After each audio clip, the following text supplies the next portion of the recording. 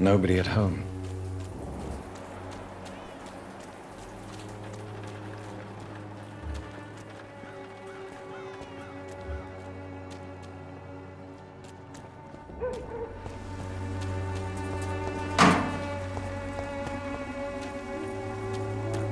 I cannot enter.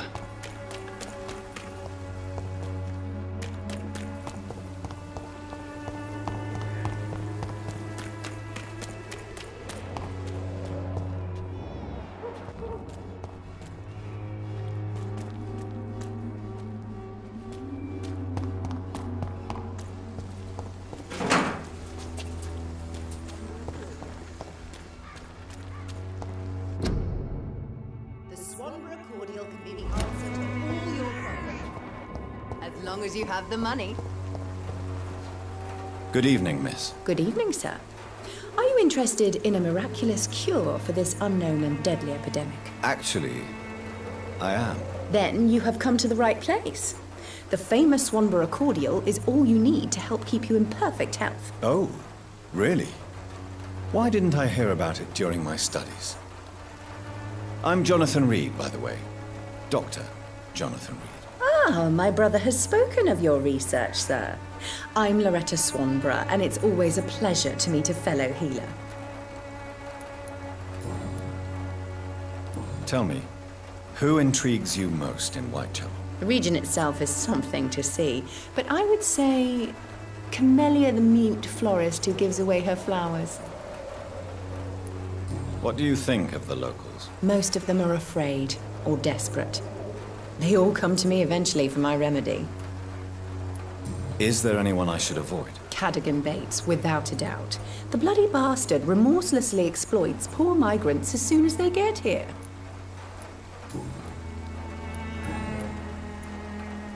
Do you know Nurse Dorothy Crane from the Pembroke Hospital? I'd like to know more about her. I don't like to talk about competition. Competition, you say? Never met her, but it seems she provides some sort of medical care to the poor. The whole thing has to be some sort of scam, if you ask me.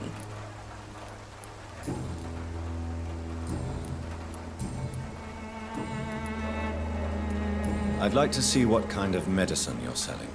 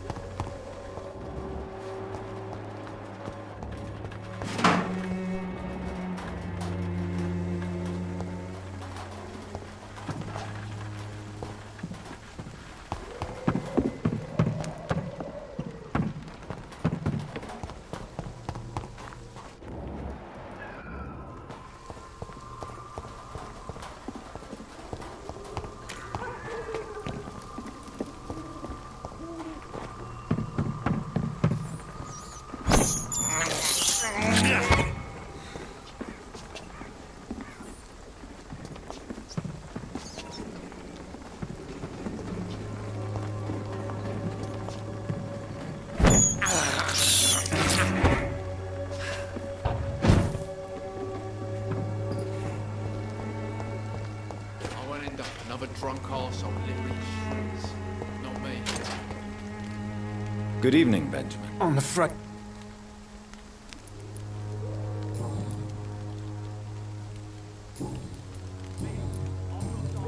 A gun? Reeking worse than a week-old lavvy.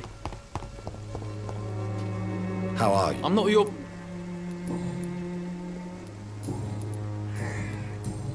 Goodbye, young man. The wet boots will be proud of me.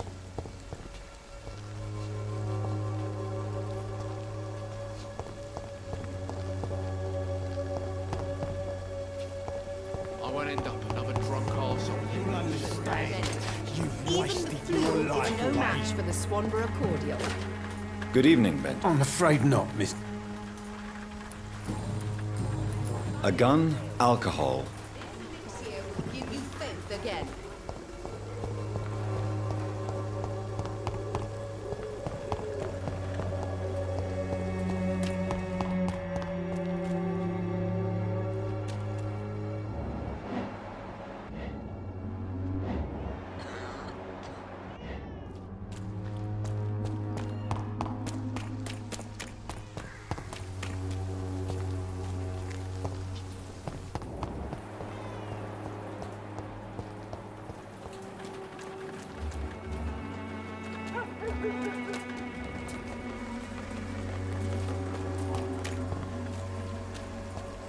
It's locked, all right.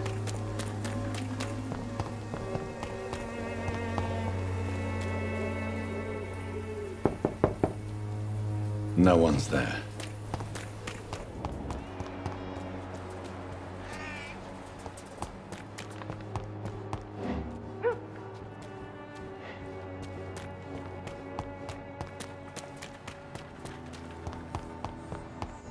When science fails you.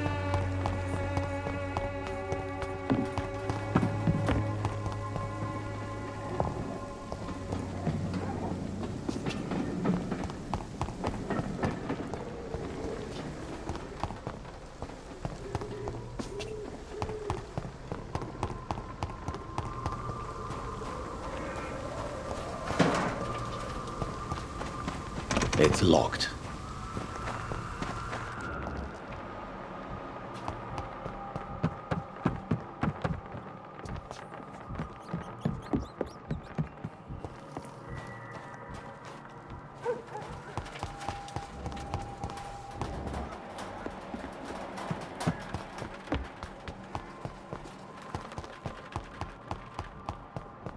The Swanborough cordial can be the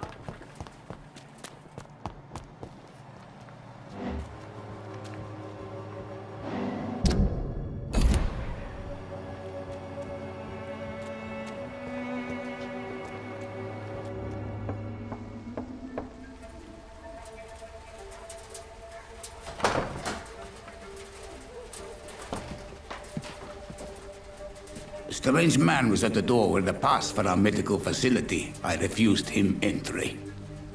Darius, how could you know he didn't need our help? His clothes were too finely tailored to be from Whitechapel. Perhaps just a friend of that stray poet who is always about. Richard Nethercott? No, not of the same cloth, this man. I suspect some machination from that journalist. Clayton Darby. Is he still asking questions? Yes. I saw him drifting around St. Mary's Church. I swear he is tracking me just downwind.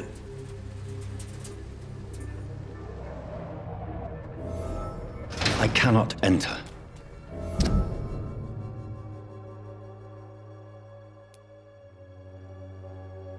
I must talk to that journalist or the poet. They must know about Darius. Nearby the church they just mentioned.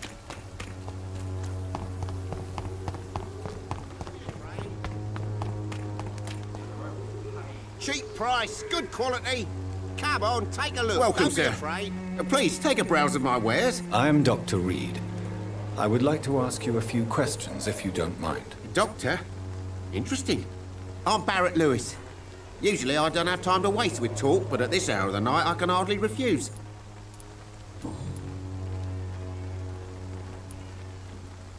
How is business around here? Business? I have no business. Between this racket, theft, and customers getting scared, I'm losing money every day. I see. Sounds like you blame someone in particular for your situation. It's no secret Joe Peterson spends his time harassing merchants. But with me, he's trying to put me out of business once and for all. As a merchant, you see Whitechapel every day. Have you noticed anything out of the ordinary recently? Well, you mean besides the epidemic, the war, and all the usual crap? As long as I can remember, this part of town has been a bottomless pit, and no sign of the bottom yet. Violence is increasing in the borough. Yeah. A few nights ago, some blokes jumped me. Came out of one of the condemned workshops. fever, madness, something like that. Where did this happen? Why did you go there? In the closed workshops nearby. I worked there as an apprentice in better days. Now I only go to find trinkets or tools. Too bad I was mugged, though. There was good money in that little box of loot I lost. Have you been hurt? No, but that's only because I ran like hell. Those men were raving lunatics, I tell you. Not even able to speak anymore, just screaming. Have you heard of a nurse called Dorothy Crane? Nurse Crane? So the bitch really is a nurse, then? Always thought she was just some crafty foreigner, that one. Yes, she's a nurse, and quite a good one. What did she do to gain such notoriety? Dorothy Crane ain't even a real name. Something like Dorothea Craniu. Something like that. Came to England fleeing the war, I was told. That doesn't explain why she irritates you so much. Your precious Nurse Crane gives away medical supplies and prescriptions for free. I offered to sell it for a fair cut, but no. Miss Crane wanted to play the quiet saint.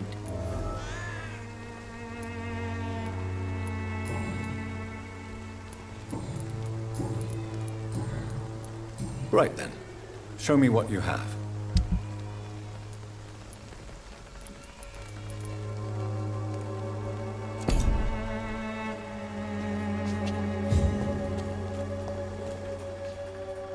Excuse me, sir.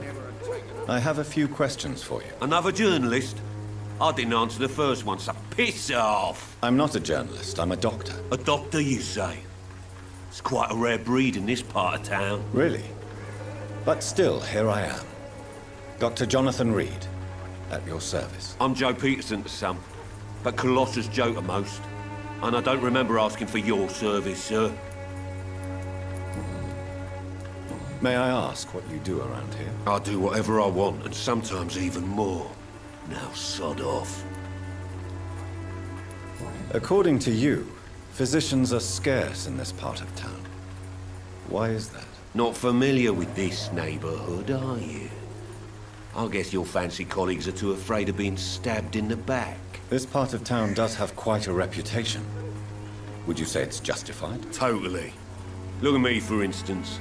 I always look my opponent in the eye before knocking him out. How did you become the local bully everyone is afraid of, Joe? There's no pride in roughing up poor bastards. But this is the only job I've found. And it pays well, too. A job? So you're racketeering for someone else? I got enlisted by the Wet Boot Boys, a gang from the docks. I'm their muscle for their dirty work. You survive at any cost, even at the expense of others. Perhaps that's just the law of nature. I don't care what you think, sir. I do what I have to do for my own reasons, and that's that. I'm not sure Mr. Lewis would agree with your by all means necessary philosophy, sir. Oh, do you really think he's the poor victim here? Barrett can be as sneaky as anyone. Long ago, I even called the bastard my best friend.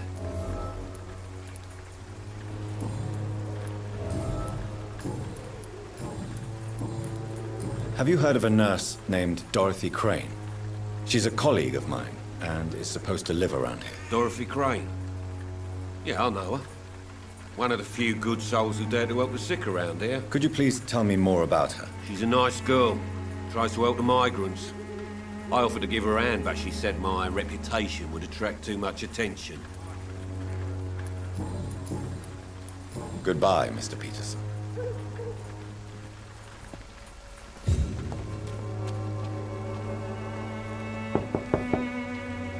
Hello, young man. I'm Dr. Reed, and I would like to ask you a few questions. May I enter, please? Sorry, no, sir. My father does not like people entering our house, you see. Your father is worried about you, boy. He asked me to look for you. So my father actually worries about me, then? Okay, then. Come on, in. I'm Harry, by the way. Is there only pain and suffering in this world?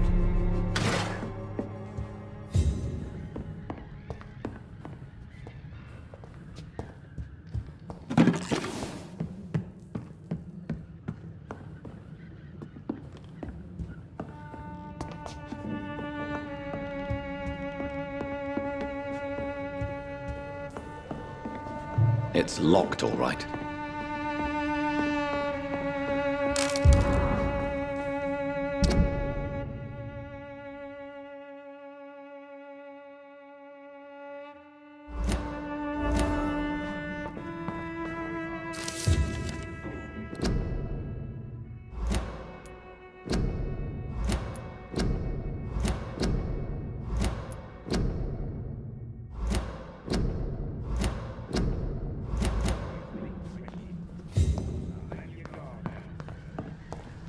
It's locked.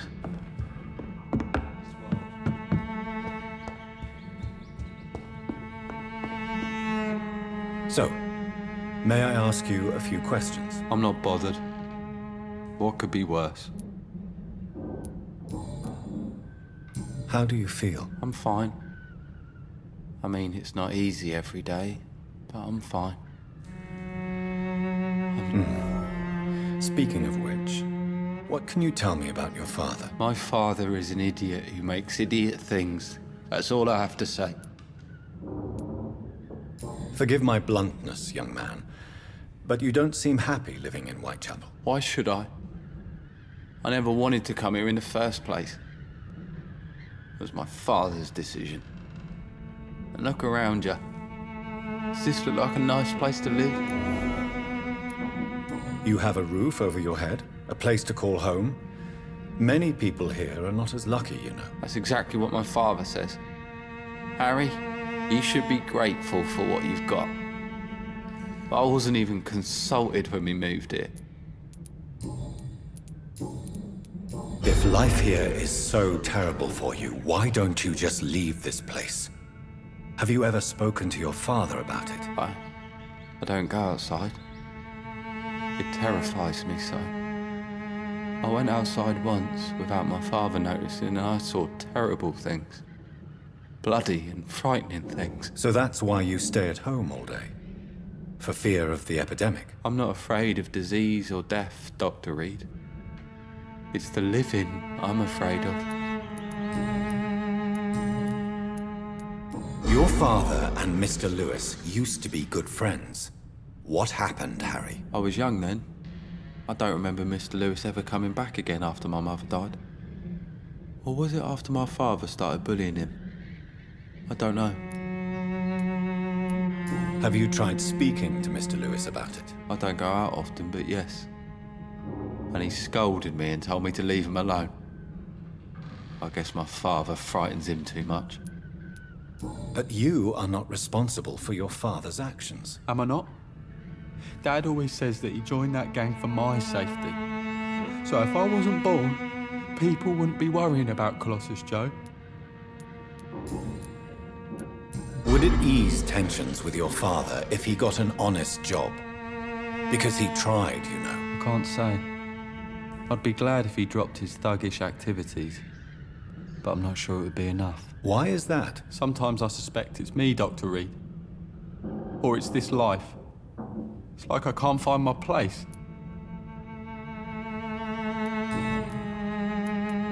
Do you know Nurse Dorothy Crane from the Pembroke Hospital? I'd like to know more about her. Yes, I know her. She came here to examine me when I was very sick. She said I should go out more.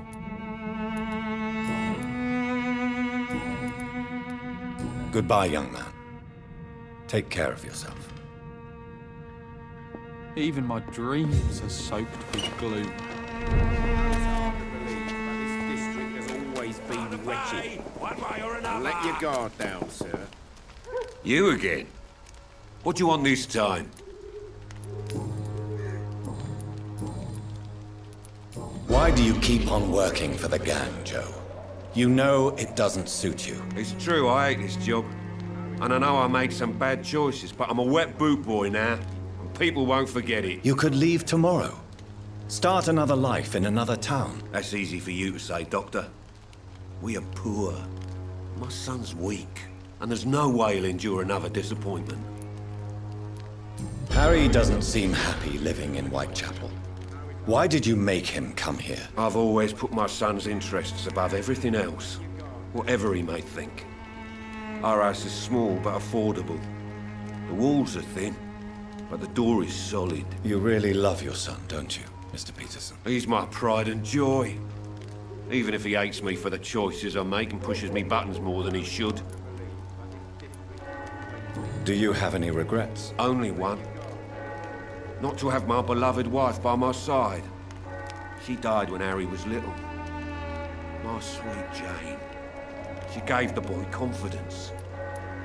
Since the criminal nature of your job means you could be arrested, are you not afraid of what would happen to your boy if you were? No one will ever take my son away from me. If that ever occurred, I'd hunt the bastard down and rip off his head with my bare hands.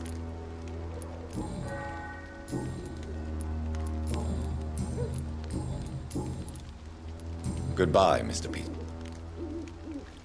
I know it's hard to believe, but this district has always been wretched. Now let your guard down, sir. Good evening, Harry. May I come in? Sure. Sure. Is there only pain and suffering in this world?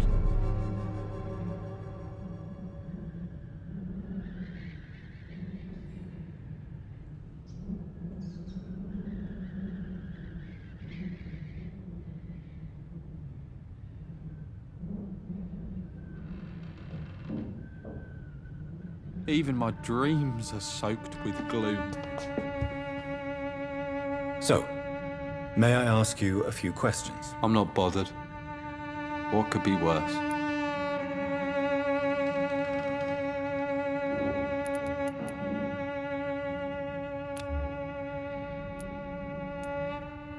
Goodbye, young man. Take care of yourself. Is there only... So, I'm not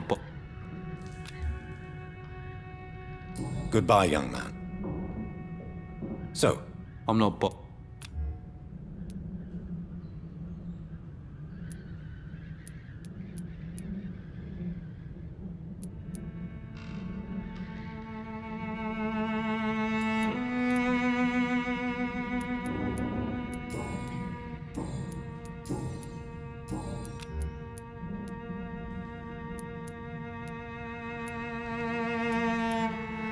goodbye, young man. Is there only pain and suffering in this world? Oh, he judged for your sins. Even now, he judges your... Forgive my interruption. Do not apologize, my son. Father Tobias Whitaker is always happy to teach mortals about the incoming Armageddon. I am Dr. Jonathan Reed, and I just have a few questions. A scientist? You are much more lost than I thought, my son. What do you mean when you say that I am more lost than you thought? All scientists are entangled in a world of causes and consequences, and most of them can't see the plain truth. Quite a judgmental opinion, if you ask me. But what do I know? Blinded by science as I am. But you are seeking answers, aren't you? Answers about the Armageddon about to strike the city. Answers about the hidden truth.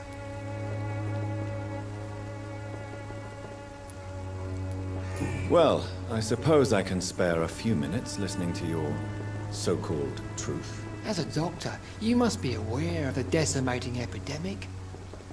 But let me tell you that this so-called Spanish flu is just the beginning of the end. What do you mean? The beast is finally revealing itself, corrupting the flesh and the heart of men. With my own eyes I have seen them, those minions from the abyss.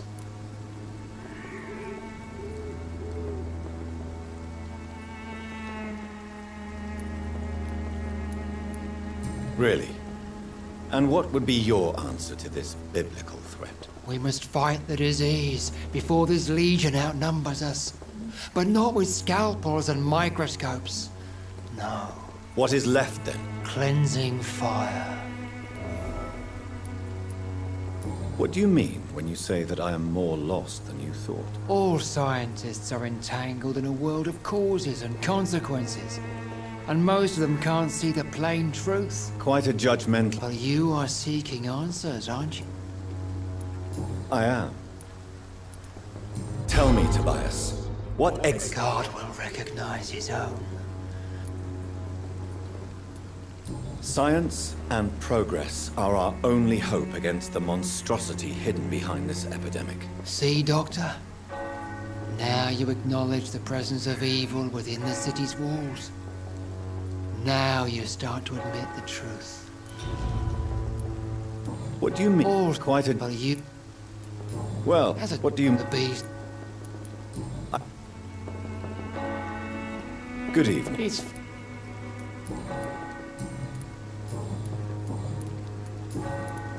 Have you any friends? Any family left in these terrible times? No. But I have a disciple I see as my son. He is so devoted. I sent him to... Where did you send him? I sent Samuel to the Stonebridge Cemetery, where the pestilence and evil grows night after night. You sent him on some preaching crusade during the epidemic. As a true believer, Samuel will fear no evil while he walks through the valley of the shadow of death. Do you know Nurse Dorothy Crane from the Pembroke Hospital? I'd like to know more about her. I don't like the liberal ideas of nurses, but I especially abhor that Nurse Crane you mentioned. So, you're not exactly a fan of Florence Nightingale's work. But nurses are... Nuns should be the only women allowed to take... Why do you hate Nurse Crane more than... Before coming to London, she was a member of the communist resistance in her country. That's what happens when you let a woman get involved in politics. I have heard enough for...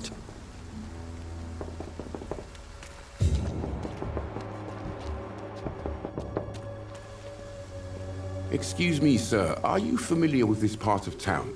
Name's Clayton Darby, reporter. Sorry, I'm new to Whitechapel. But perhaps you could help me since you're a journalist. My name is Jonathan Reed. Dr. Reed, the famous surgeon. I'll gladly help if I'm able, sir. Why are the newspapers keeping silent about the Spanish influenza? It's as though none of you care. There's a war going on. People shouldn't be demoralized by news of deadly diseases. It's a disgrace. People are left to die alone. No one is properly informed of the risks. These are bad times indeed. So much for the glorious British Empire. What is a journalist doing in this borough after sunset? He goes where none of his colleagues would dare to go, to inform the country. So you risk your life to reveal the truth. I saw many reporters do the same during the war. Whitechapel is the crucible of so many untold stories and tragedies. I want people to know them. That's quite honorable of you. But is the public interested? Not at all, sir. And that's why I'm an independent journalist, hoping to sell some stories. Have you any idea of the danger you face in these streets at night? I've had to run and hide more than once. That science is unable to explain the facts doesn't mean there is no rational explanation. I confess, I share your point of view, Doctor.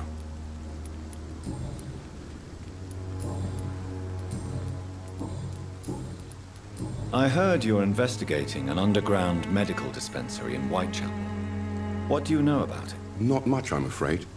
They are wary of strangers, and I'm not really an acquaintance of theirs. Why do you care?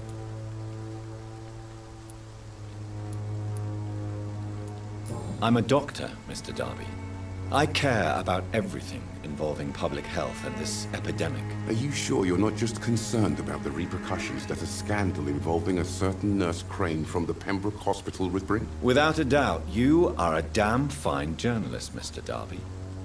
What do you know of her accomplice, a man named Darius? I don't know much about the man.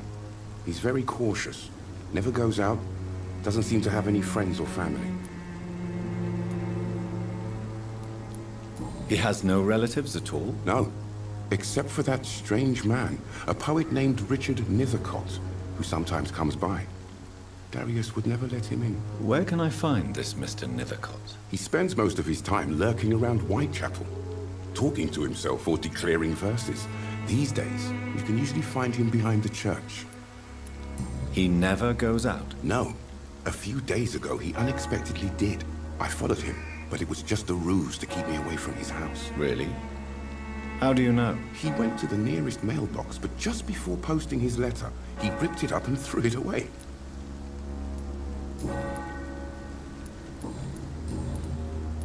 Goodbye, Mr. Darby. Farewell.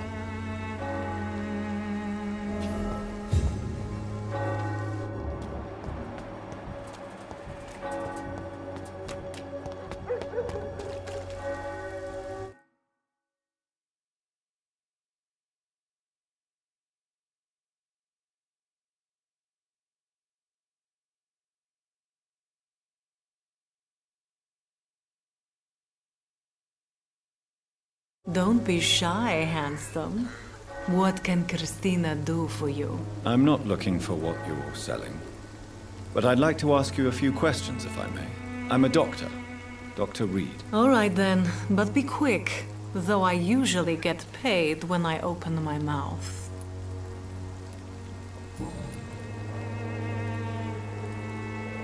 Christina, have you been examined? The epidemic is spreading fast in London, and you could be exposed, or expose others. I don't like doctors or hospitals, but I don't like you asking questions. You can put your own life in danger, that's your decision. But what about your clients? If you're contaminated, you will put them in danger too. And you think that would worry me? If you knew the men I deal with, their health would not be what you'd worry about. Considering your line of work, I assure you it is only a matter of time before you have health issues. If it is going to happen, it will happen. Right now, I need money. That's what's important. Clayton Darby claims he will expose the crisis in Whitechapel to all of London. Do you believe him? I believe Clayton's courage will erode with time, until he finally leaves Whitechapel to start another fight somewhere else. Why this skepticism? How can you speak about starvation if you've never been hungry? Or about poverty? Or anything else you have never suffered from? Are you talking from experience? I've seen your type come here to get a good fuck in a cheap room or a dark alley before going back to their fancy houses in the West End.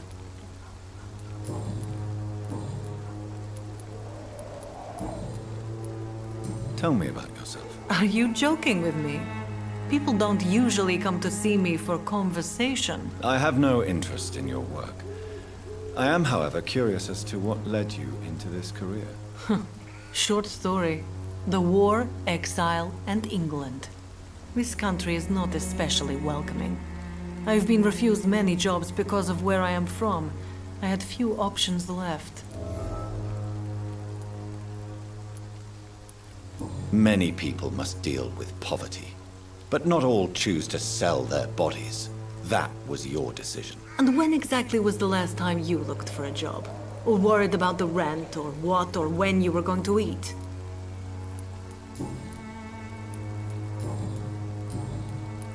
Do you know Nurse Dorothy Crane from the Pembroke Hospital? Anything you can tell me about her would be helpful. I don't know her, but I know her name is Dorothea Crăciunescu.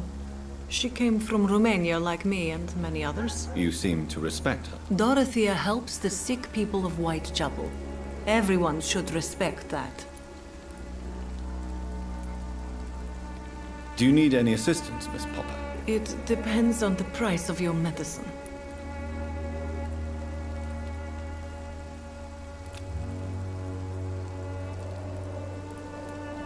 I am shocked that you would think I am that sort of man. Forgive my suspicion. I'm so used to liars with good manners. Thank you, sir.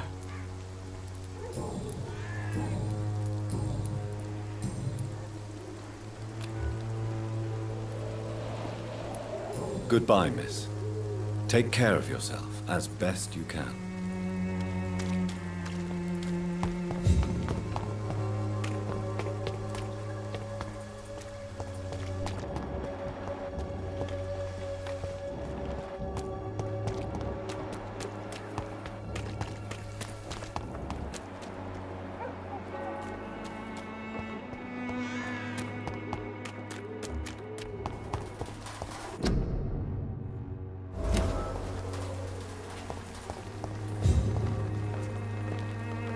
Good evening, miss. I'm Dr. Reed. I'd like to ask you a few questions. I know what you're thinking. A tall stranger who meets a girl in the street at night. It reeks of the penny dreadfuls. But I mean you no harm, truly.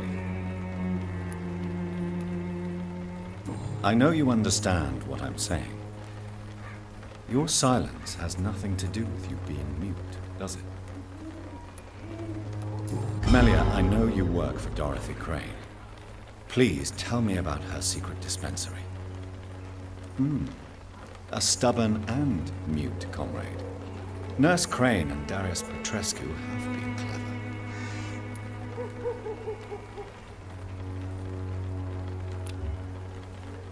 You don't seem to need my medical attention for now. Very well. Hello again, miss. Very...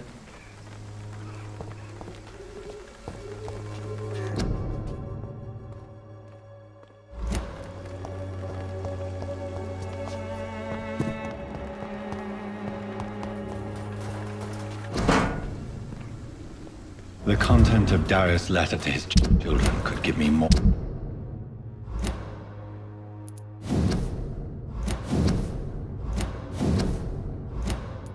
leverage to enter.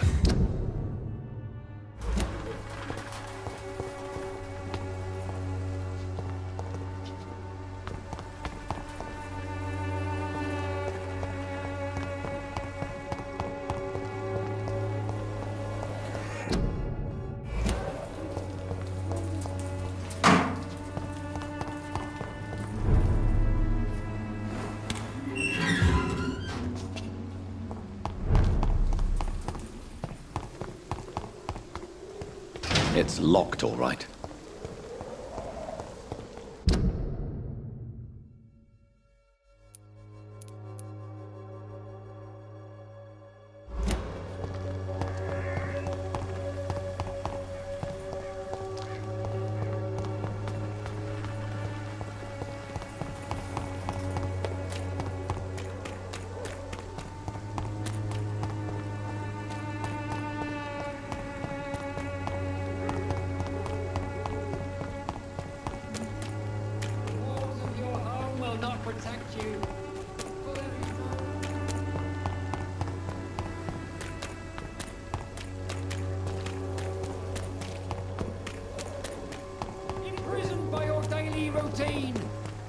Unable to see the true horror around you.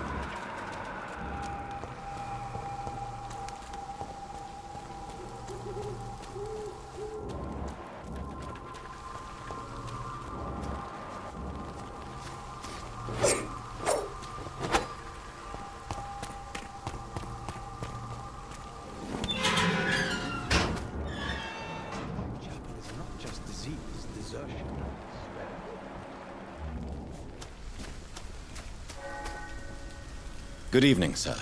I'm Dr. Reed. I would like to ask you a few questions. Please be my guest. Although I may not be the best informant regarding this part of town, my words speak about that which the eyes cannot see. Really? Are you an artist of some kind? I'm a poet, sir. Richard Nethercott, at your service. May I ask what you're doing at this hour of night, sir? Do you live here? Not at all. I'm just enjoying the pleasure of a quiet walk. Though night talks are always preferable, if you ask me. Especially with strangers. But are you not afraid of the epidemic? Oh, why should I? I see some equity in the Spanish flu.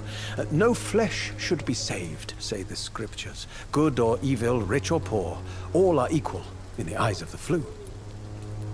If you say so. But as a physician in a time of epidemic, I must caution you to avoid unnecessary exposure, sir. Thank you, Doctor. But we both know the seeker of truth has to go boldly where the weak dare not. Are you aware that your life could be in danger in this part of town? But this is where I must be to feel the real beat of the city. I had to come, see it for myself, alone. I understand your need for solitude, but it's not safe around here. I don't care. I don't have many friends, Doctor, and my family despises me. If some misfortune came upon you, who would be here to help you? Well, you, for a start, my dear Doctor. What are your thoughts on the terrible situation in this city? Terrible, you say? No. Of course, the death of so many innocents is a tragedy. But the scourge has not been all bad for the city. Oh, no, sir. What are you talking about? Do you remember London before the flu? Noisy, cacophonic, quiet nowhere to be found. And now, listen to this oddly peaceful silence.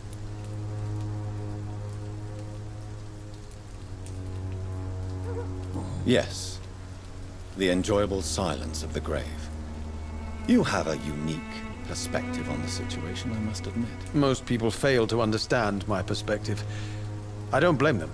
But how could I call myself a poet if I veiled my feelings? Tell me, Mr. Nethercott, why seek inspiration in Whitechapel? The place is not beautiful per se, but how to explain it? Stirring and challenging. In what way, exactly? The struggle by gaslight, the barren smiles and the added hunger under the rain. If you say so. Such vibrant antagonism and vivid paradox, the stripped humanity raged across each street.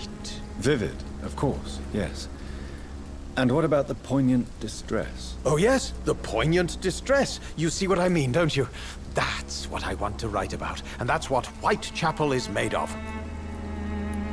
Do you not think it a little morbid? On the contrary, sir. Whitechapel is full of life, full of beauty. Just like my dear muse, the wonderful Camellia. What can you tell me about Camellia? Not much. And that's the beauty of it. She can't speak, you know. She's a locked mystery who exhales kindness and sweetness.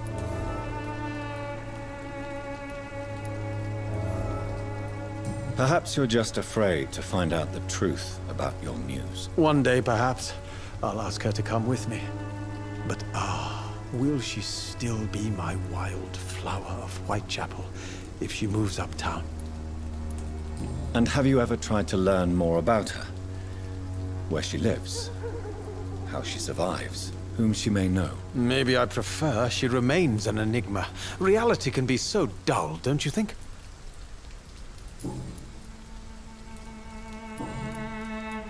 Did you know the mute florist is a member of a secret society? No, I didn't. But I thank you for this information, sir. For it only enriches the mystery surrounding the precious Camellia. Are you not curious? Is there not more you wish to know? That girl has not an ounce of malice in her. Whatever she may be hiding, it's certain to be for the benefit of most, if not all. I fear you are a hopeless romantic, Mr. Nethercott. Guilty as charged, Dr. Reed. May I ask you a few questions about the district? Extraordinary part of town, is it not? I'll be glad to help you, if I can. I'm looking for Dorothy Crane, a nurse who lives in this vicinity. Dorothy Crane. Oh, I love the name. The Crane of Whitechapel. Sounds very mysterious. But, sorry, no, never heard of her. What can you tell me about an old man called Darius? Darius Petrescu? Yes, I know him. At first, I thought he was only a small publisher. I invited him to publish my work, but his reaction was pretty clear. Not interested in your talent? Darius is an old political activist who takes delight in printing tracts and lampoons. Those communist activities only require mediocre writing skills. Do you need medical attention, sir? It may be wise to let you prescribe me something. I don't feel like I should. I understand your appetite for words and macabre beauty, sir. But you should be more careful. The nutrition of my mind is more important than my physical health. But I appreciate your concern, sir.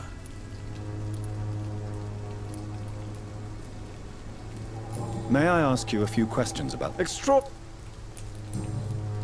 I'll leave you alone, sir. Darius is a bit less of a mystery now. It should not be that difficult to incite him to let me in.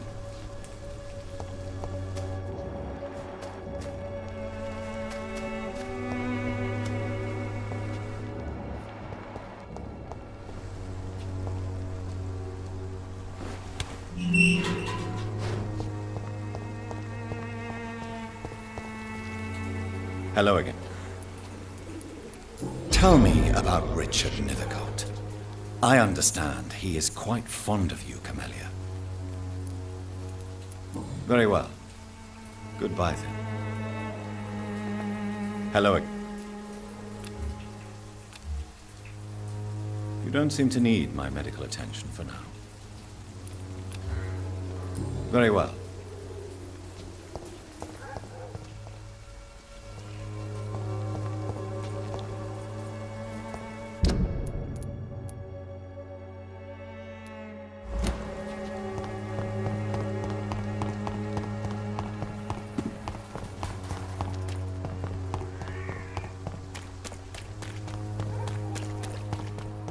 Pay me a glass and I'll be gentle. Pay me a bottle and I'll be nasty.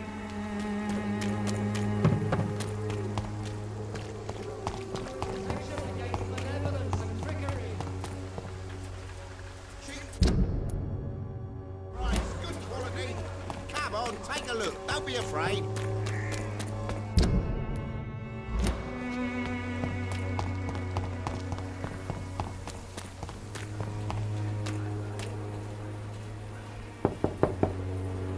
Mr. Petrescu, just 1 minute, please. You again. Go away. Sir, wait. Stop this nonsense. I know Nurse Crane is here. Shall we speak man to man, you and I? All right. Speak up. Don't you see we're on the same side? We fight to help the poor, sick, and abandoned. I'm nothing like you, Mr. Doctor. Yes, you are. You too believe in providing medical care without charge. You know what we have to sacrifice to make the world a better place. I have to admit your words have conviction. All right, I'll let you see Dorothea. Don't make me regret this, though.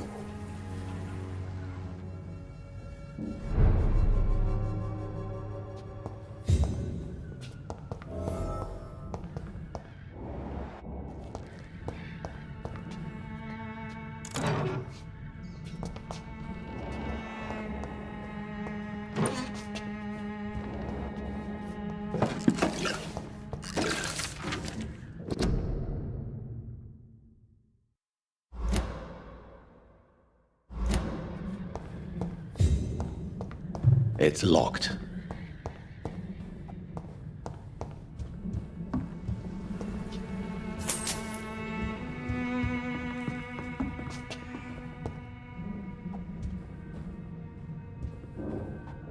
If you want to talk to Dorothea, you must go across the courtyard and take the stairs. We've not been formally introduced. May I ask your name and occupation, sir? I am Darius Petrescu. I'm here to keep snitches and spies away from Dorothea.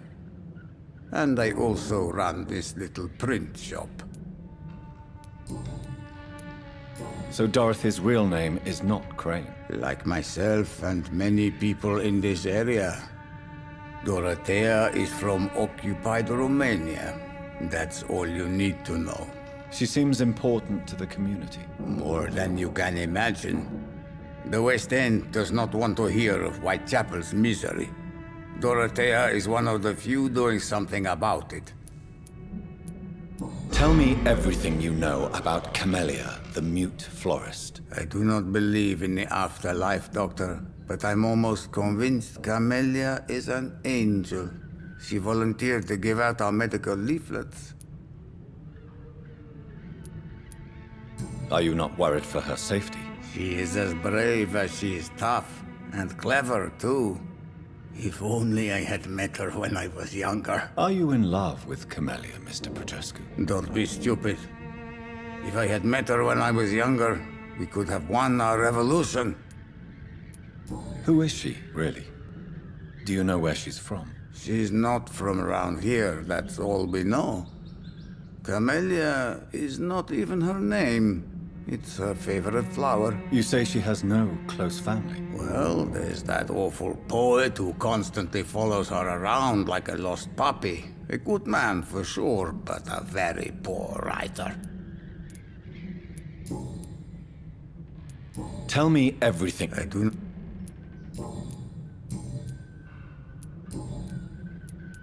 Do you have any family left, Mr. Petrescu? Children or grandchildren? Who knows? I have abandoned my people for so long, they might as well be dead. As dead as I am for them, I suppose.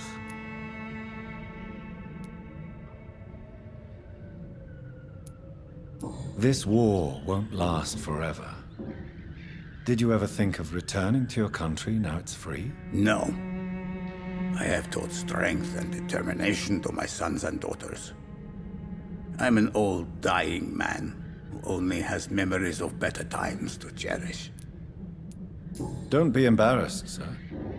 If you must know, my own father disappeared many years ago, and I forgave him. It's quite awkward to talk about our families like this, but thank you, Dr. Reed. I appreciate your trust. How did you meet Nurse Crane, Darius? Why does she trust you? I'm her oldest friend in England.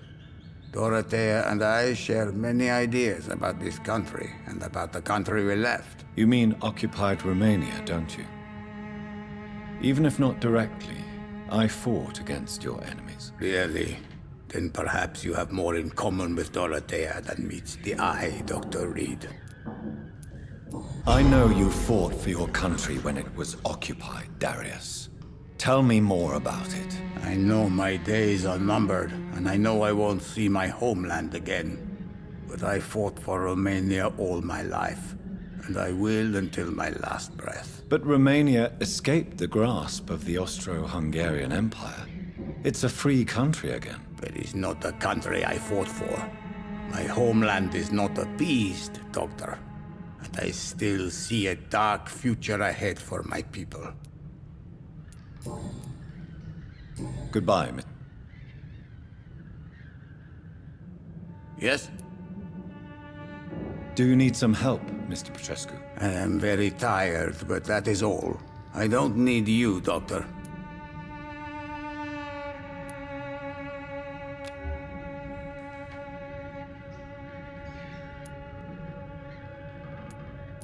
Well, goodbye, Miss.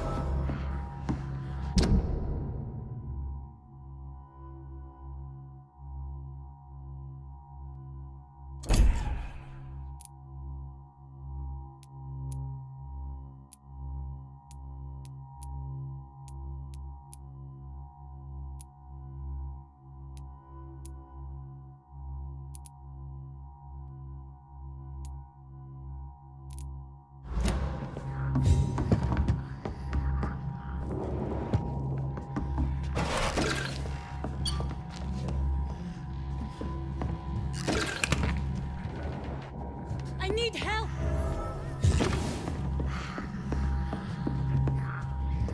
He's going into convulsions, Doctor! What do we have here, nurse? Patient Raz Van Vasily. High fever running on 3 days. Complaints of dizziness, muscle aches, and head pain. Diagnosed with influenza. Treatment? Aspirin and salicin for the fever and discomfort. Liquids for dehydration, but he's having trouble keeping even water down. Thank you, nurse. Anything else I should know? He did lose consciousness this morning, but he's never had convulsions like these. He's not convulsing, he's choking. He's not getting any air. Scalpel! Hand me that scalpel! What can I do, Doctor? It's too dangerous to operate with these convulsions. Sedative, nurse. Do we have any anesthetics? I'm sorry, Doctor. None at all.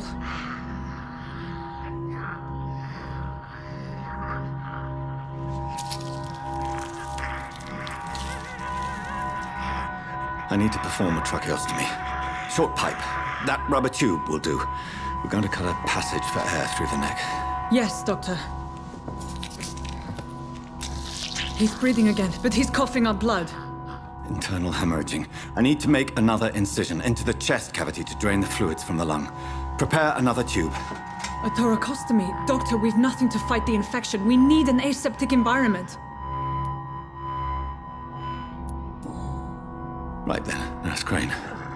What do you suggest we do? I've no idea. I'm not the doctor. Time is of the essence. We need to perform a thoracic drain. Yes, Doctor.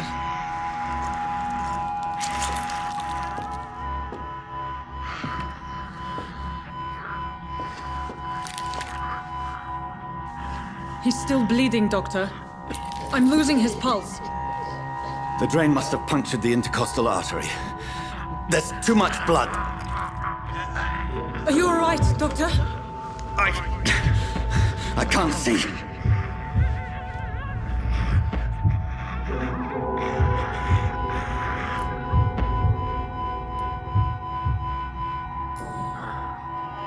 I must first suture the artery.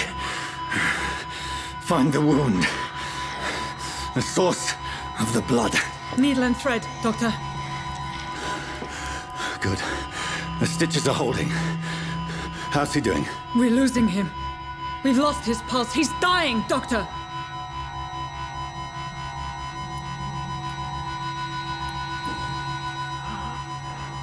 A dose of epinephrine, now. Yes, Doctor.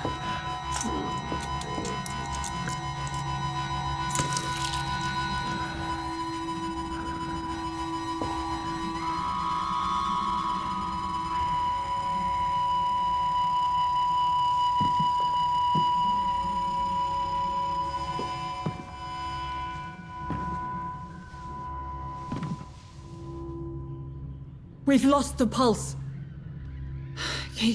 He's gone, Doctor. Nurse, we did everything we could. Truly? Everything you could? Is that how you'll report this in your log? Is this how the war went? Piling up one poor corpse beside the next? This was not an influenza-induced seizure. I've never seen symptoms like these on the continent. Neither have I. But the previous symptoms leading up to this attack were the same, indistinguishable from the epidemic. No. There was something more vile in these reactions. Something primitive. There have been numerous reports of mental breakdowns caused by the fever that accompanies the flu itself, Doctor. Yes, but I'd best take some samples of the blood for analysis.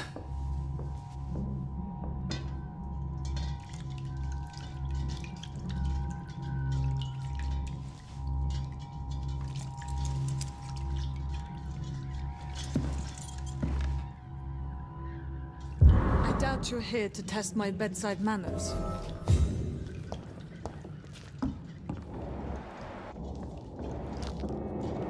To what do I owe this courtesy? It's locked, all right. I suspect it was more than intuition alone that led you to us. So, how might I be of service, Dr. Reed?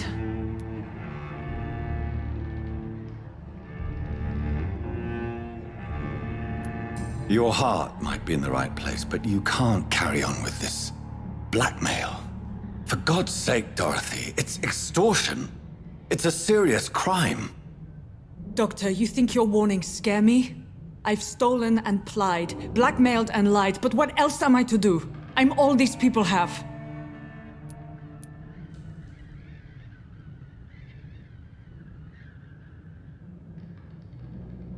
But why Lady Ashbury? Why her, of all people? She's pristine and proper, all right. But that she-wolf in sheep's clothing murders the poor for sport. I have her where she belongs, and I'll milk her for all she's got. Dr. Swansea is a sensible and honest man. He wouldn't have refused your friend's care at Pembroke. It's easy for you to say, Doctor. These people cannot go to the police, nor to the hospital. They don't even speak English. They depend on me for everything. So, the end justifies the means. Is that your defense? I know you're kind, Doctor. Just another fine-heeled, silver-spooned gentleman who was given the world on a platter. You know nothing of poverty. Nothing of the shame, the hunger, the loneliness. You've convinced me of the sincerity of your actions and their noble justifications. But all the same, blackmail is a crime, and it will stop, Nurse Crane. So, are you going to turn me over to the authorities?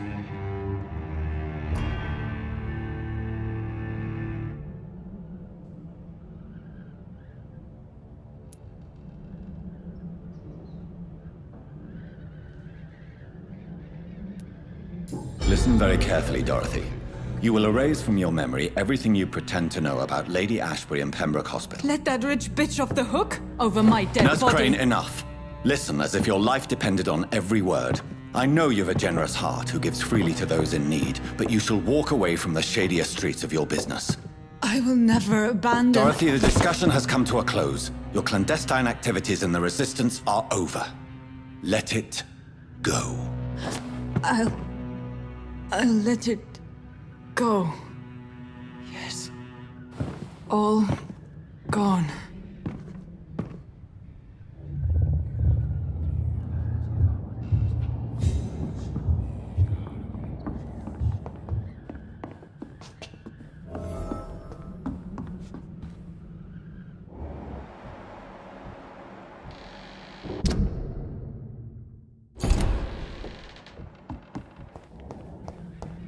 It's locked. It's locked.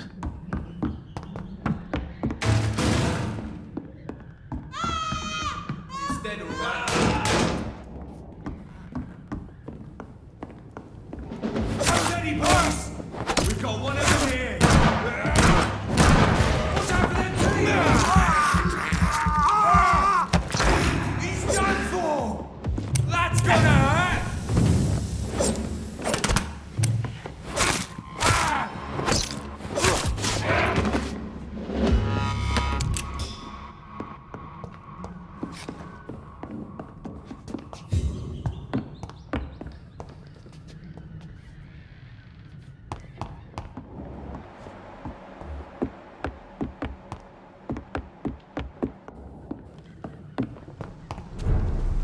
Burn it, boys!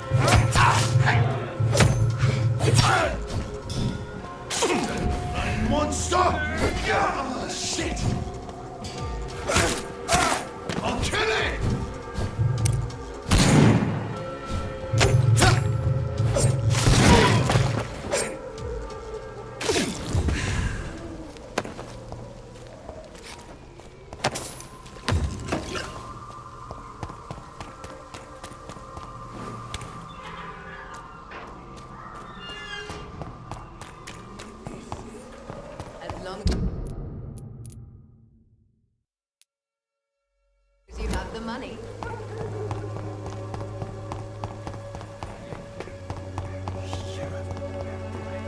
Bloody hell, boy.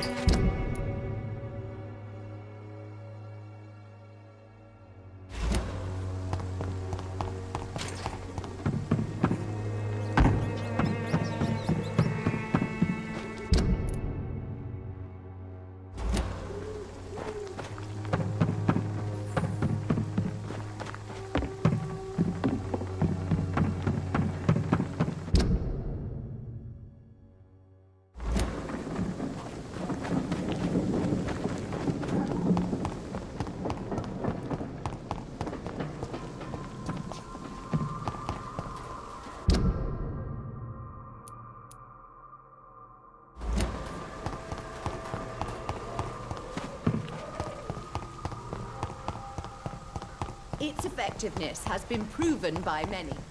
Even the flu is...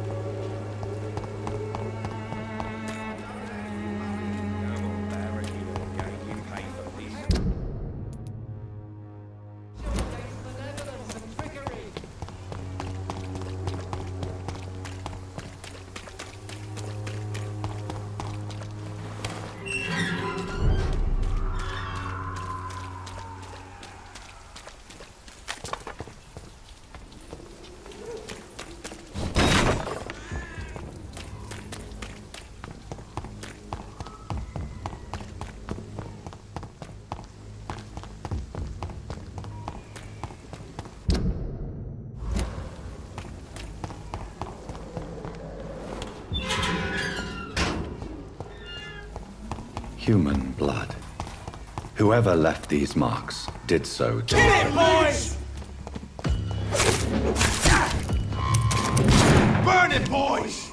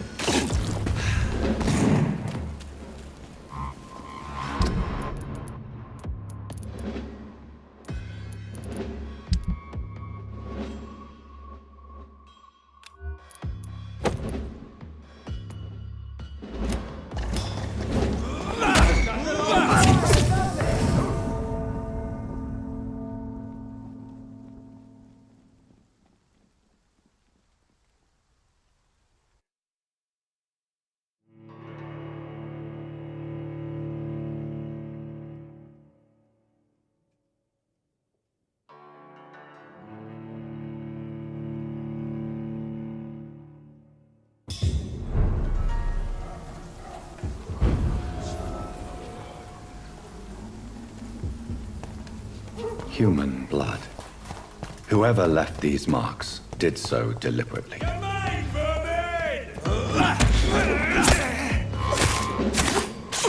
it, boys!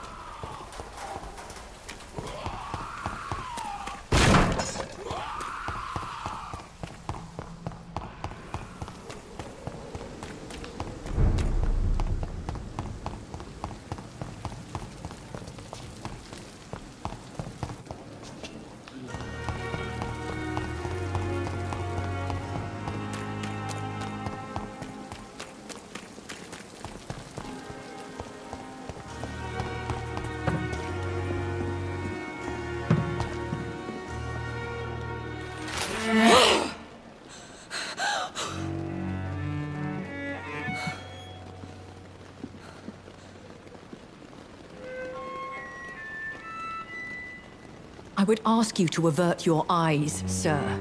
Or did you not know it was rude to stare? I knew it. Speak up, Dr. Reed. I like a man who speaks his mind.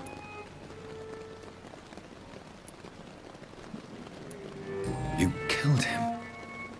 He trusted you. And you killed him. Spare me your sarcasm, Jonathan. You are but newly born in this world.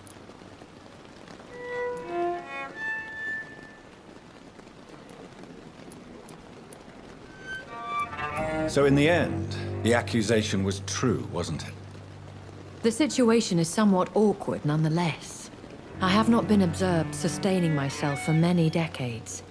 I have to say I'm a trifle embarrassed. Anyway, I have concluded my inquiries concerning your blackmailer. I see. Please excuse my agitated state. Under normal circumstances, I wouldn't let anyone see me in this condition. The case is closed, your ladyship. The person who took advantage of you has, shall we say, seen the error of her ways. So who was it? My lady, the blackmailer was dealt with using the utmost discretion. The culprit's identity is of no relevance. Thank you, Jonathan. That is exactly what I needed from you.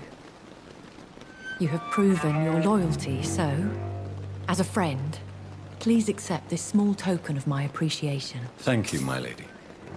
If you have an inclination to learn more about vampires or your current situation, I will be glad to aid you in your quest for knowledge. I've been hearing a voice talking in my head. Is this some kind of insanity? It feels like the voice of the vampire that created me. Hush. Tell no one this. It would be unwise to talk of such things amongst British immortals. Speak no more of your maker. Excuse my forwardness, but are you my maker? Me? Goodness, no. Only a foolish immortal would create a progeny without taking precaution, and I'm no fool. How could this cause offense? Only the powerful immortals can mentally call to their progeny. No vampire or hunter will sleep easy, knowing that an unidentified elder is stalking the streets of London. A vampire? Is that what I am? What we are? Such a crude word, defined by penny dreadfuls and drunken hacks. No. You are now an Ekon, and that you shall remain. Are you an Ekon too? Yes, I am. We are the closest thing to what man refers to as vampires. Forget what you think you know about us. So we are Ekons. How can I identify us amongst other vampires? How to put it? All Ekon are vampires, but all vampires are not Ekon. We are but a branch of the immortal tree.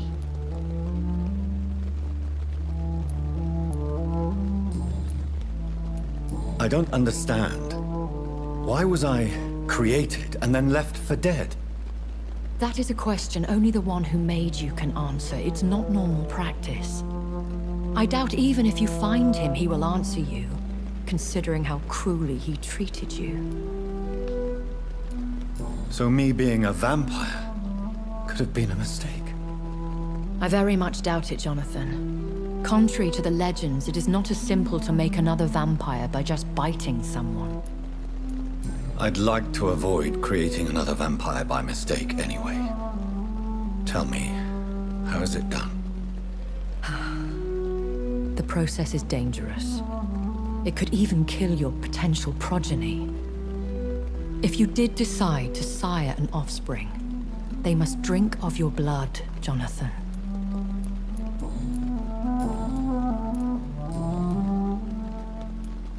Why does Dr. Swansea allow you to feed on the patients of the hospital? Dr. Swansea is a good and compassionate man. He is trying to find a solution for our hunger. Until that happens, he is clever enough to understand that I only feed upon the dying. What do you know about this Brotherhood of St. Paul's Stole?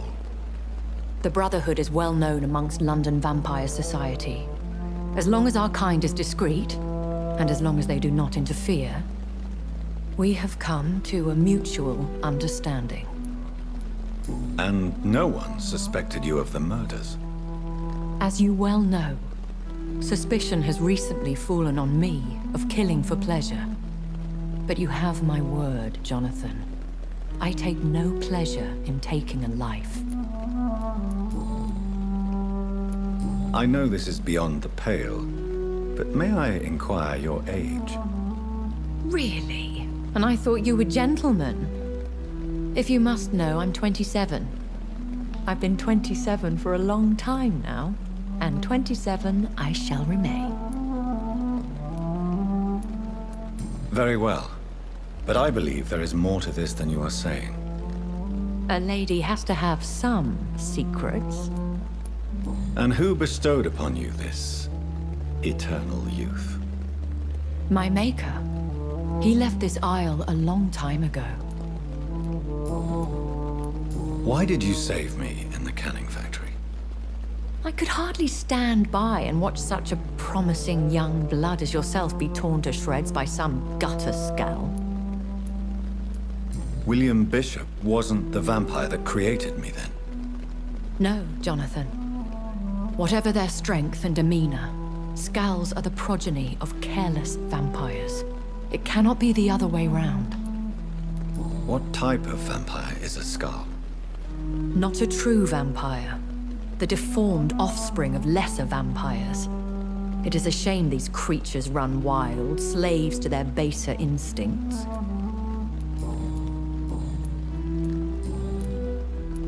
I've been away from London and England for 3 years.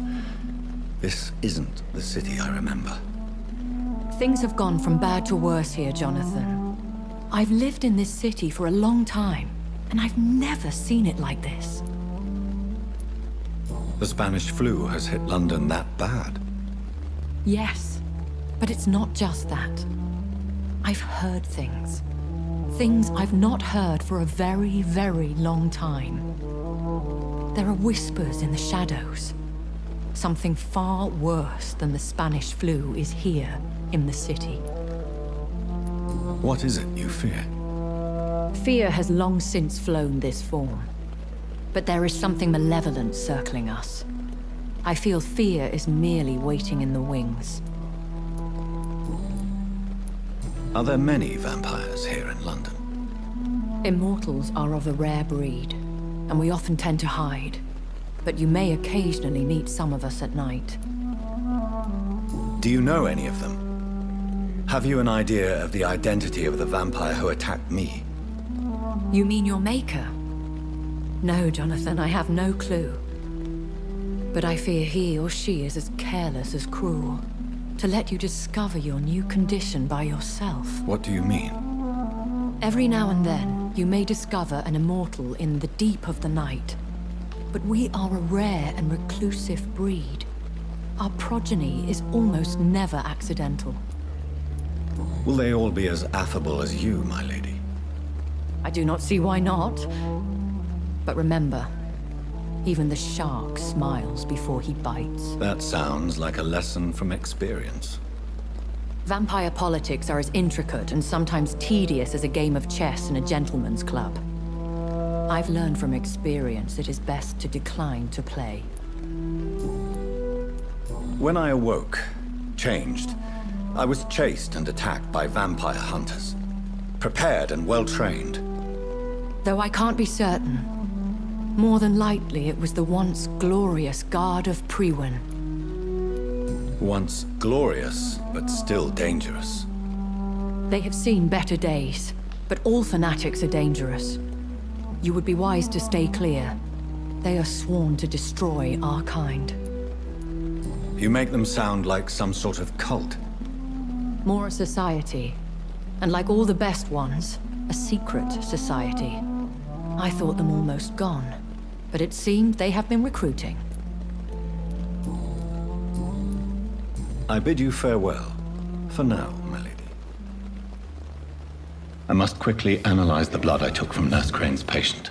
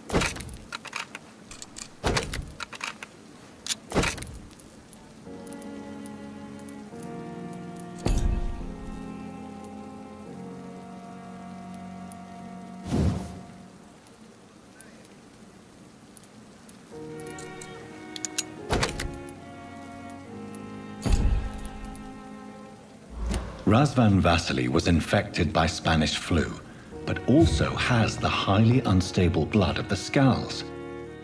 Is the London vampire epidemic transmitted through the flu? I should talk to Dr. Swansea about it.